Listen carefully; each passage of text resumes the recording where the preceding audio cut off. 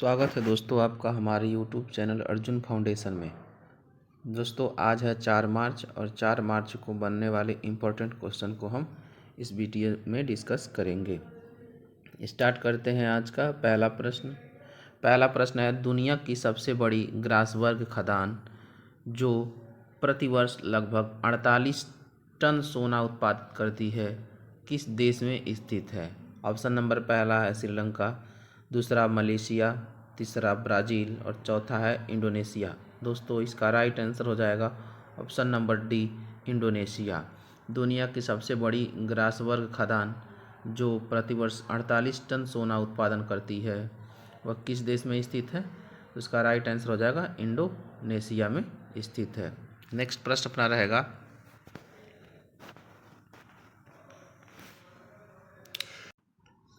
S&P global sustainability ranking 2025 के अनुसार कौन सा बैंक शीर्ष पर रहा है। ऑप्शन पहला है केनरा बैंक, दूसरा बैंक ऑफ बड़ौदा, तीसरा यस बैंक, चौथा पंजाब नेशनल बैंक। तो इसका राइट आंसर हो जाएगा option number C, Yes Bank. Yes Bank global sustainability ranking 2025 के अनुसार कौन सा स्थान पर रहा है, तो शीर्ष स्थान पर रहा है।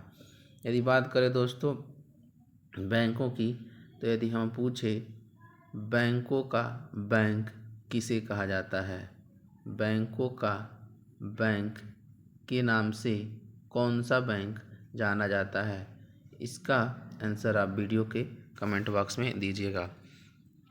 तो ये अपना दूसरा प्रश्न पूरा हुआ। नेक्स्ट प्रश्न को देखते हैं। नेक्स्ट प्रश्न है, हाल ही में किस राज्य सरकार ने स्वच्छता, ये क्या रहेगा अपना, स्वच्छता के बारे में जागरूकता बढ़ाने के लिए रील प्रतियोगिता शुरू की है। दोस्तों इसमें हमको बताना है कि कौन सी राज्य सरकार है जो स्वच्छता के बारे में रील प्रतियोगिता शुरू की है। तो ऑप्शन पहला है केरल, दूसरा ऑप्शन है मध्य प्रदेश, तीसरा ऑप्शन कर्नाटक, चौथा ऑप्शन है महाराष्ट्र। इसका राइट आंसर क्या होगा, तो इसका राइट आंसर हो जाएगा दोस्तों एमपी, मध्य प्रदेश। मध्य प्रदेश सरकार ने स्वच्छता के बारे में जागरूकता को बढ़ाने के लिए कौन सी प्रतियोगिता शुरू की है, रील प्रतियोगिता की शुरुआत की है। नेक्स्ट प्रश्न अपना रहेगा, हाल ही में कितने वर्षों के बाद केप गिद्ध को दक्षिण अफ्रीका के पूर्वी केप प्रांत में देखा गया है। दोस्तों कौन सा गिद्ध है, तो केप गिद्ध है। कहाँ पाया जाता है, दक्षिण अफ्रीका में। इसके कौन से प्रांत में, पूर्वी प्रांत में देखा गया है। दोस्तों बताना है कितने वर्षों के बाद देखा गया है। पहला ऑप्शन है 10 वर्ष, दूसरा 15 वर्ष, तीसरा 20 वर्ष और चौथा ऑप्शन है 30 वर्ष। इसका राइट आंसर हो जाएगा ऑप्शन नंबर डी, 30 वर्ष। 30 वर्ष के बाद दक्षिण अफ्रीका में के पूर्वी प्रांत में यह देखा गया है। अपना नेक्स्ट प्रश्न रहेगा, फरवरी 2025 में भारत का जीएसटी संग्रह कितने प्रतिशत बढ़कर 1.8 लाख करोड़ रुपए पहुंच गया है। पहला ऑप्शन है 6.1%, दूसरा 7.5%, तीसरा 8.3% और चौथा ऑप्शन है 9.1%। इसका राइट आंसर हो जाएगा ऑप्शन नंबर डी, 9.1%। भारत का जीएसटी संग्रह कितना हो गया है, 1.8 लाख करोड़ हो गया है। तो कितना बढ़ा हुआ है, तो 9.1% बढ़ा हुआ है। यदि बात करें भारत की, तो भारत का कौन सा राज्य सर्वप्रथम जीएसटी को लागू किया था और जीएसटी सर्वप्रथम किस देश में लागू हुई है, इसका आंसर आप वीडियो के कमेंट बॉक्स में बताइएगा। नेक्स्ट प्रश्न अपना रहेगा, हाल ही में किस तारीख को शून्य भेदभाव दिवस मनाया जाता है। क्वेश्चन है दोस्तों, शून्य भेदभाव दिवस किस तारीख को मनाया जाता है। पहला ऑप्शन है 27 फरवरी, दूसरा 28 फरवरी, तीसरा 1 मार्च और चौथा है 2 मार्च। इसका राइट आंसर हो जाएगा ऑप्शन नंबर सी 1 मार्च। 1 मार्च को शून्य भेदभाव दिवस मनाया जाता है। अपना अगला प्रश्न है, हाल ही में अंतर्राष्ट्रीय मुद्रा कोष, जिसको हम IMF के नाम से जानते हैं, IMF का पूरा नाम होता है इंटरनेशनल मॉनेटरी फंड, जिसको IMF के नाम से जानते हैं। कहा जा रहा है क्वेश्चन में, हाल ही में अंतर्राष्ट्रीय मुद्रा कोष ने किस देश को लगभग 33 करोड़ 40 लाख अमेरिकी डॉलर ऋण देने की घोषणा की है। पहला ऑप्शन है भूटान, दूसरा श्रीलंका, तीसरा बांग्लादेश और चौथा भारत। इसका राइट आंसर हो जाएगा option number B Sri Lanka. Sri Lanka को IMF ने, इंटरनेशनल मॉनेटरी फंड ने कितने रुपए देने की घोषणा की है? तो 33 करोड़ 40 लाख रुपए देने की घोषणा की है।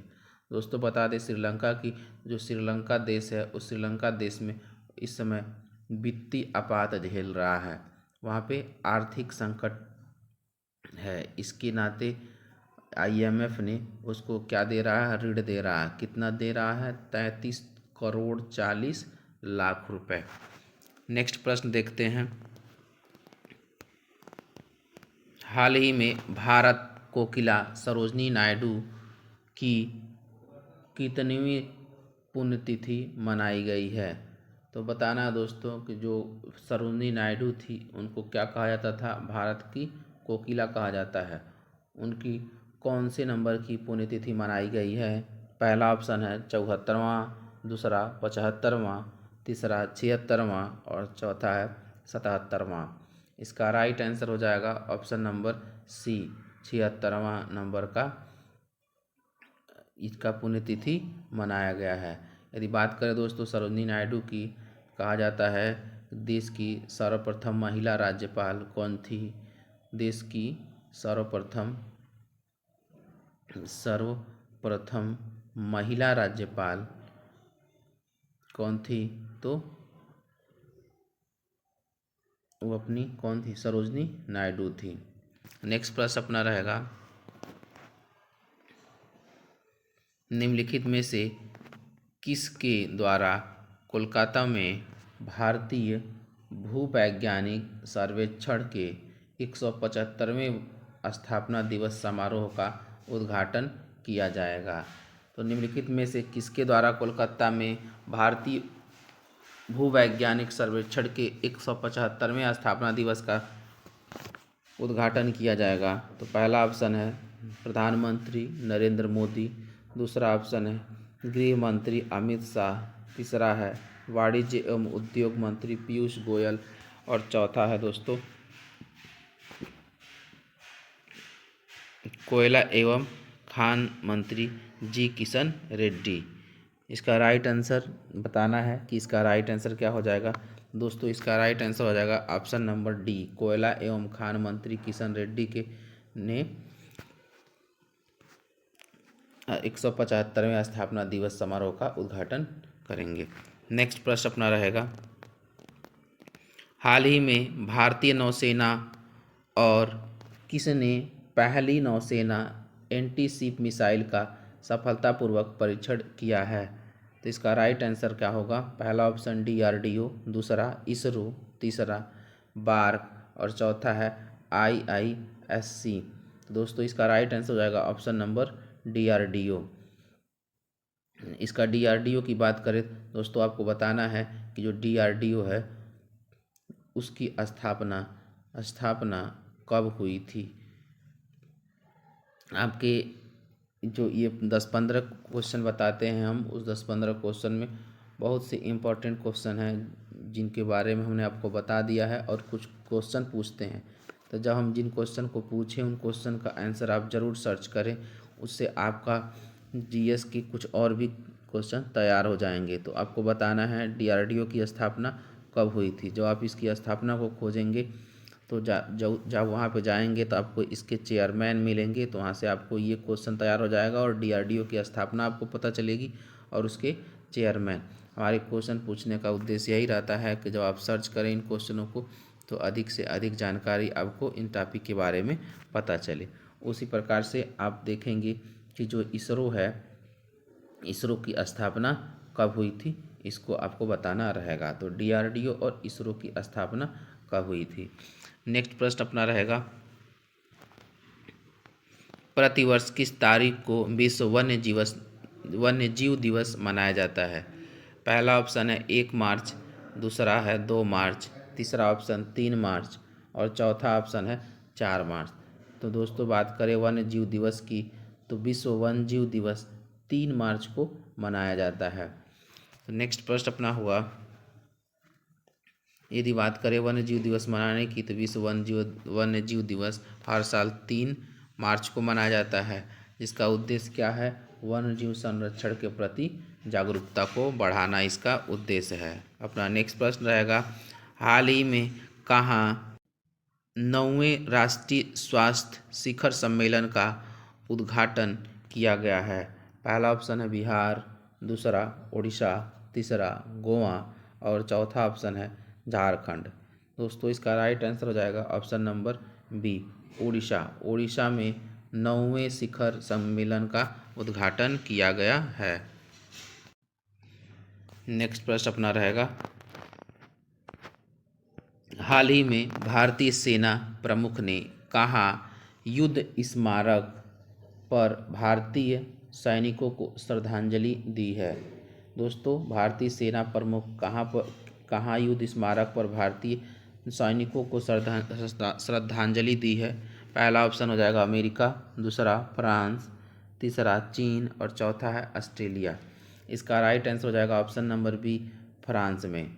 नेक्स्ट प्रश्न अपना है, हाल ही में बिहार की अर्थव्यवस्था 2023-24 में बढ़कर कितने लाख करोड़ रुपए हो गई है। पहला ऑप्शन 7.64 लाख करोड़, दूसरा 8.54 लाख करोड़, तीसरा 8.67 लाख करोड़ और चौथा ऑप्शन है 9.82 लाख करोड़। तो दोस्तों बताना है आपको इसका राइट आंसर क्या होगा। तो इसका राइट आंसर हो जाएगा 8.5 लाख करोड़ हो गई है। अगला प्रश्न रहेगा,